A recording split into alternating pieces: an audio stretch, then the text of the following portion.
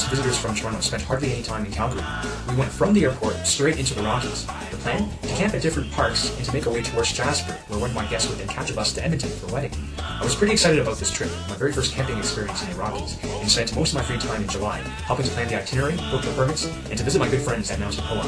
My very first stop, Johnson Lake, where we had a picnic lunch, feasting on Vietnamese subs and a fruit salad. We then took the very scenic drive along the Bold Valley Parkway towards Lake Louise, our first overnight stop. After making camp, we headed down to the infamous Chateau Lake Louise to gawk at the overlooked view from the hotel across the lake. This was our starting point.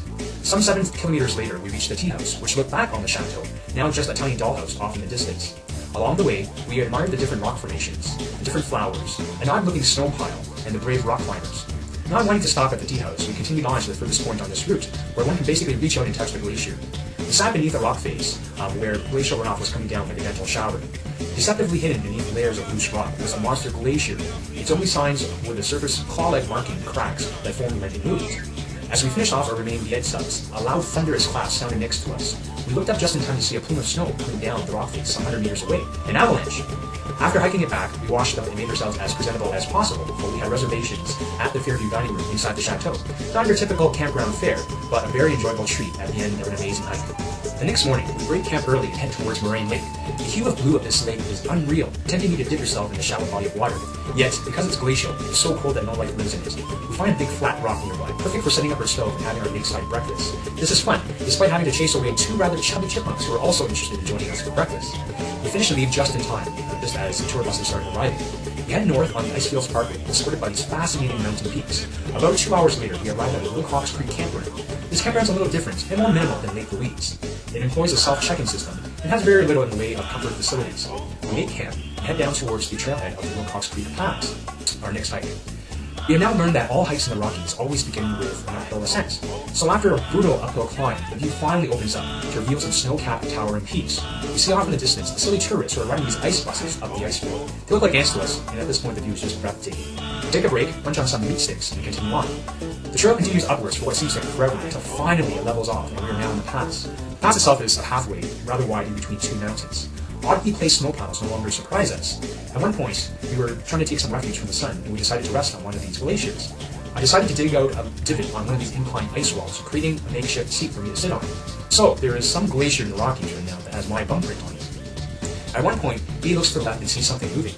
Off in the distance, we can see what appears to be either a young deer or goat, gracefully maneuvering the steep incline rocky terrain. It then starts climbing down towards us at a rather quick clip. I read somewhere that rams can be aggressive, so I quickly lift up the bear spray, ready to click off to safety. This beautiful creature took care about us as it crossed our path about 20 feet away. And as I galloped to the other side of the mountain, I put away the spray, feeling rather sheepish. We continue hiking, and at one point we're starting to get hungry, a little worn down by the sun. There isn't any shelter around. And then as if it was an answer to some unspoken wish, we stumble across this flowing creek, which has just sprung up from underneath some rocks, and it disappears back into the ground ahead of us. And because the water is flowing at such a fast rate, it's actually perfect to draw from. The water is just so cold and refreshing. There's a nice rock right beside it, perfect for setting up our stove. We have a nice freeze-dried lunch right beside the creek. So we continue on with the hike. We'll be back to finish off this 15K trek, being treated to a mostly downhill descent as we get back to camp. Dinner that night at camp was a nice summer salad and beef curry over rice. Oh, and wine. We had some good discussions as we waited for the skies to turn inky black and to be star-studded, hoping to catch some northern lights. But alas, our heavy eyelids were not in agreement, and the sky was still a little light as we decided to call it quits. After breakfast, we broke camp and made our way towards Jasper. This was going to be the last excursion for B, but was also one of the treats on our itinerary. The Viet Hot Springs is nestled in the mountains on top of a geothermal source, and because it's a little off the beaten path, it's not as frequented as much by tourists, unlike the other hot springs found in Banff. And it was just what we needed after 2 days of sweat and grind. So we just lazed around in the warm pool, staring at the mountains that surrounded us on all 4 sides. After a nice long shower, we made our way towards the town of Jasper, where we had a nice quick lunch and then parted ways with B. C and I then retraced our steps back towards Banff. About 2 hours later, we arrived at Mosquito Creek. Now, having completed more than 30K in the past 2 days, our feet weren't exactly in the best shape to begin another 15K trek towards our next campsite, Upper Fish Lake, especially now that we have to carry more gear for this overnight trip. But C and I are always up for a challenge. Memories of our first trek together in Frontenac Park still fresh in our minds. The initial part of the hike was amazing. We were escorted in by this fast rushing rapid, showing us the way into the interior. The cool thing about hiking in the Rockies is just the different terrain that you come across. Thick aspen forests are always part of the initial descent. Then the trees thin out as you approach the tree line, and that reveals the subalpine meadows. The meadows that we wandered across were just stunning. As far as the eye could see, purple and yellow meadow flowers. Apparently, bears like to frequent these parks, feasting on the all-you-can-eat buffet. We didn't see any. As we exited the meadows, we headed towards a large body of water, where we were greeted by a marmot. The marmot reminded me of a beaver, but slightly heftier. We continued climbing upwards until there was no more vegetation, heading towards one of the highest points in the Rockies that is accessible by a trail. So when we finally got there, after scrambling over some loose shale, we then began a very quick descent, descending over 100 meters in a literal instant. At this point, it was starting to get dark, as the sun was now hiding behind some of the taller mountains. But we still thought there would be enough ambient light to get us to the campsite. So in my enthusiasm to get us to the campsite quicker, I got us lost, as the trail that we were following suddenly ended at a creek. Well, we wandered around for a bit, going through some thick brush and trying to avoid the gopher holes until finally we met up with a braided trail again. At this point it was dark, and so we had to rip out our headlamps. Finally, we made it to the campsite in total darkness. We wandered around a bit, and discovered that there were no tent pads. So we chose a flat piece of grass to pitch our tent beside one of the picnic tables. This campsite had a pretty cool food storage system. There was a pole, which was pretty tall, that had a built-in clip and pulley system. Before going dinner, we decided to call it in and just turn in. But before doing so, I had my second incident of the trip where I had to pull up the bear spray. We were making our way toward the food pole when we both saw these two shiny beads floating in midair about 15 feet away. Although not very quickly, it was approaching us. So we flooded the area with our headlamps and saw a deer that was just meandering in the campsite looking for shrubs. About an hour after we went to sleep, we hear this rustling noise outside the tent.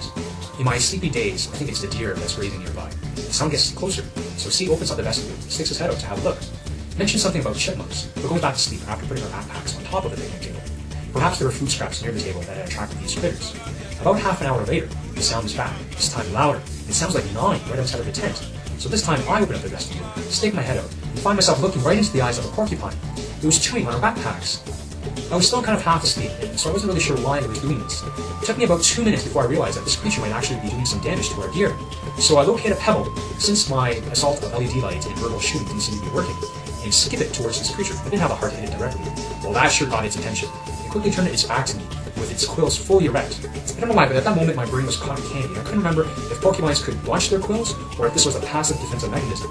So quickly I grabbed a handful of the vestibule flap and shielded my face. Well, nothing happened. The porcupine ended up sauntering off, and because it couldn't give me the finger, it displayed the only other part of its body to tell me off. After the porcupine left, I quickly hopped out of the tent to inspect the damage. It had chewed on all of C's backpack straps. Although the main strap would not shoot entirely through, the damage was quite extensive.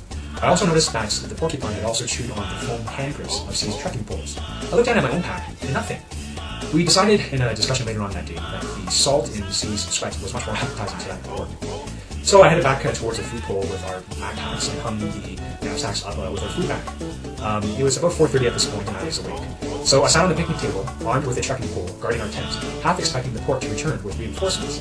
It didn't, so I was able to admire the view. The sky was still inky black, but I could see over just one of the nearby mountains, hints of the sun coming up.